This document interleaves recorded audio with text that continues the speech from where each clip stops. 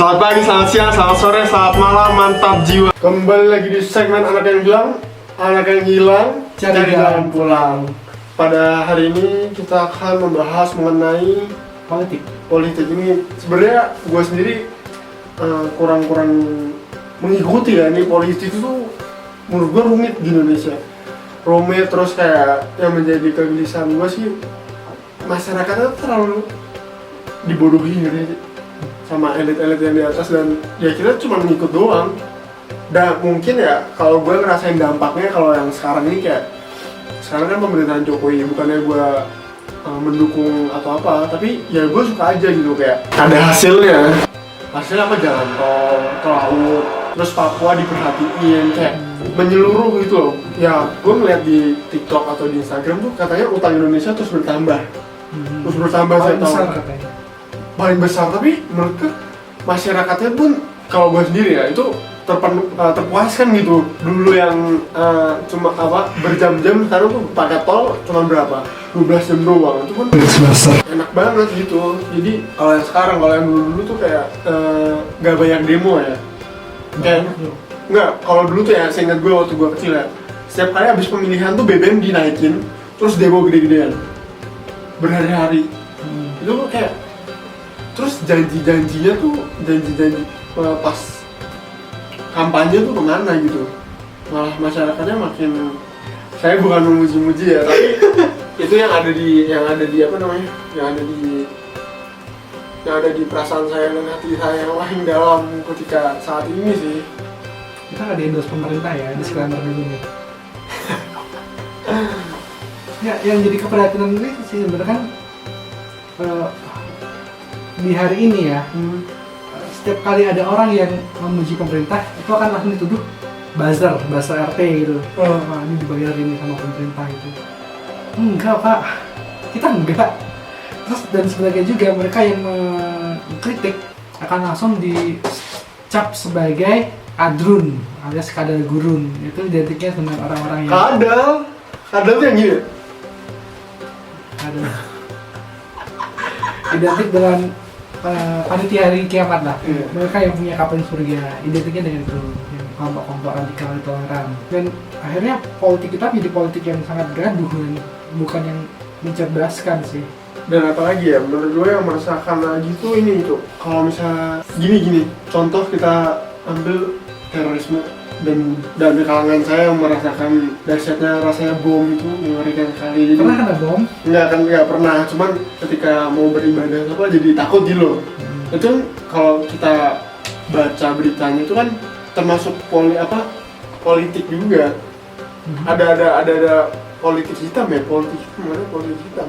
Dan memberikan contoh di suatu berita ditulis bahwa Intan Olivia Marbun, gadis kecil berusia 2 tahun yang gugur dalam bom Molotov di gereja Samarinda bulan lalu, adalah korban praktik politik elit yang tak beretika, yang mengangkangi ayat-ayat Tuhan demi kekuasaan. Jadi politik yang menggunakan agama untuk kekuasaan. Nah, itu bisa masuk populisme apa? Bisa sih masuk ke populisme. Jadi kan populisme itu suatu gerakan politik yang mengatasnamakan rakyat. Ingat ya, mengatasnamakan rakyat untuk menyudutkan elit politik, dan mereka selalu bergerak atas nama rakyat demi kepentingan rakyat. Mereka tuh menuduh elit atau pemerintah yang berkuasa itu adalah pemerintah yang korup, yang nggak benar lah. Sering dituduh sebagai asing dan lain-lain. Tapi ini bukan hanya mengataskan rakyat, bukan benar-benar untuk kepentingan rakyat ya, tapi untuk kepentingan tokoh-tokoh tertentu aja. Seperti itu populisme, dan yang dimainkan itu selalu isu-isu yang sensitif di masyarakat, seperti isu agama, ras, suku dan lain-lain. Itu populisme itu bekerja dengan cara memecah belah rakyat. Jadi walaupun itu mengatasnamakan rakyat, tapi sebenarnya itu mengadu domba rakyat, sama-sama rakyat dipertentangkan, dan nanti rakyat yang di pihak seberang akan dituduh sebagai rakyat yang sudah diperdaya, dibodohi gitu. Belum lagi kalau ada berita-berita hoax gitu nggak sih? Nah, itu hoax itu juga bagian dari gerakan populisme sebenarnya. Di Indonesia tuh udah mulai berasa ya sejak 2014 sebenarnya, karena calonnya hanya dua, dan salah satunya diusung oleh partai nasionalis, itu yang satunya lagi dari sisi yang berseberangan, dari yang religius, yang ekstrim ya apa ya, yang konservatif lah, kelompok-kelompok konservatif, dan akhirnya isu itu dimainkan bahwa calon dari PDI Jokowi itu anti-Islam. Itu berlanjut karena dia menang meninggalkan Ahok yang Cina dan Kristen sebagai gubernur, kan jadi Tionghoa ya sama aja lah. Cina rasis ya, Iya. Tionghoa ini nggak rasis ya, ini rasis ya, dibenarkan Tionghoa. memang sukunya dari Tionghoa, dan itu meninggalkan masalah di Jakarta. Akhirnya Pilkada 2017 itu menjadi puncak populisme di Indonesia, dan itu satu gerakan yang menurut pendapatku tuh menjijikan banget. Jikanya gimana? Yang menggunakan agama untuk kekuasaan, Oh iya kan, Ahok di penjara itu juga termasuk kan. termasuk bagian dari dengan demo besar-besaran, yang demo bukan orang Jakarta. Terus dikasih uang, gocap kalau masa temen gue ada yang ikutin. Ada yang ikut ya? Oke. Tapi ya kalau dari gue sendiri ya, gue harus nanggepin lebih ya. Kalau dari kasus Bastan tadi, yang gue sortin hati-hati hoax ya itu.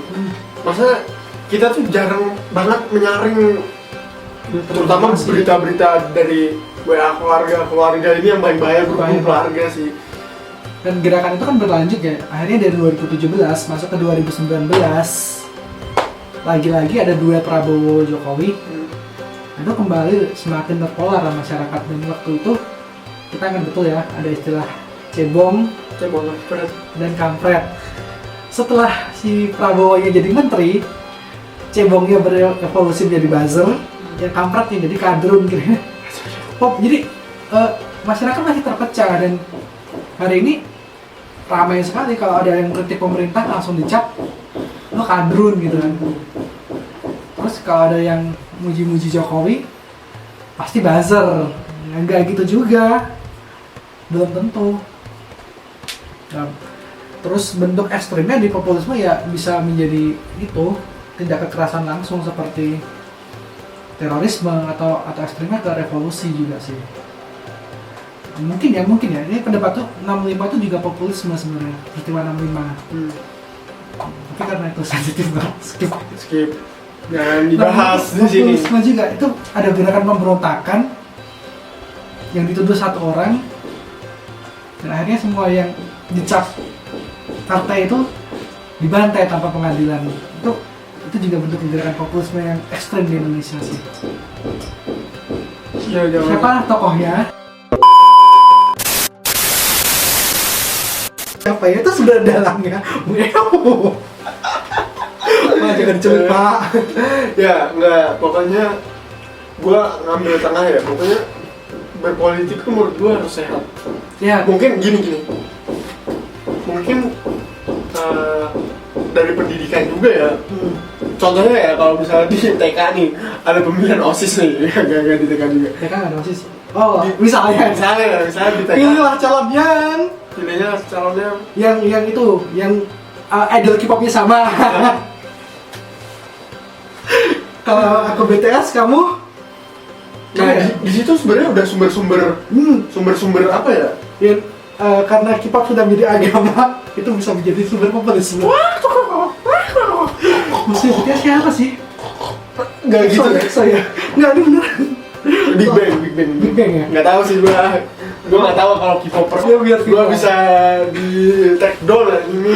Ya, karena kalau pada akhirnya lebih bagus. Enggak, pokoknya di situ tadi ya, misalnya ada grup-grup tertentu, oh dia menjelek-jelekan seseorang. Akarnya mungkin udah di situ dari fanatisme dari TK mungkin, kalau misal di OSIS ada TK mungkin di situ. Dari TK udah doktrin Oh, Jimin gitu ya. Ya, daripada kita ngomongin yang satu, lebih ngeri mana sih yang kelompok sebelah sama ARMY. Kelompok yang itu, kelompok yang itu kan udah dibubarkan, tapi masih bahaya nggak? Ya enggak, yang dedengkotnya populis di Indonesia untuk saat ini udah dihabisin sih. Organisasinya udah termahal alias terlarang. Jangan gitu, siapa tahu nanti dia dibangkitkan kembali. Ya, dari antara mati. Iya. Karena ini kan politik, Cok. Dari antara mati dibagi Iya. lagi. Karena sekarang tuh yang berkuasa adalah musuhnya, nah dia bilang, tapi kalau kalah di 2024 Tidak tahu. Army berjaya. Udah kan mending bahas Army daripada 2024 kalau dia bangkit tuh. Walaupun Army juga barbar. Kalau dia bangkit siapa yang bangkit kan? Ini beda jokes. Bang, yang kelompok itu percaya kebangkitan. Tunggu dong. Gitu. Coba Kembali fokus. fokus. Gak gitu, cok. Intinya dari pendidikan lagi sih menurut gue. Pendidikan di sekolah dan di keluarga. Tapi demokrasi menurut gue penting ya. Anak muda jangan sampai golput lah kalau menurut gue. Karena dan harus cermat. Yang jadi PR sebenarnya buat kita adalah bagaimana sih kita keluar dari gerakan populisme ini di tahun 2024. Jangan sampai loh kita kebiner lagi dan semakin terpecah, dan bibit-bibitnya ada loh. Antara Basar dan Kadrun masih kencang sekali ya, si Kadrunnya itu mengusung you know who yang ada di Ibu Tiri yang sekarang jadi gubernur. Stop.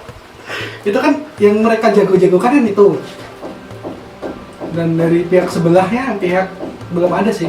Katanya sih yang jadi gubernur juga, tapi belum tentu juga, belum tahu. Antara yang kepak sayap kebinekaan.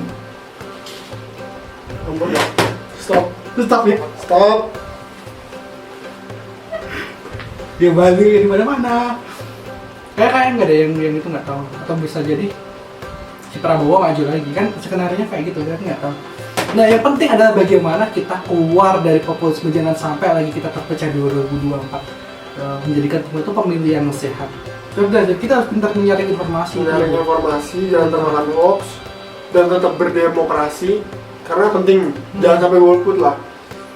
Mau jadi apa kita kalau? Dan kalau menurut gue ya, kita penting banget untuk memisahkan antara kehidupan beragama dan berbangsa dan politik.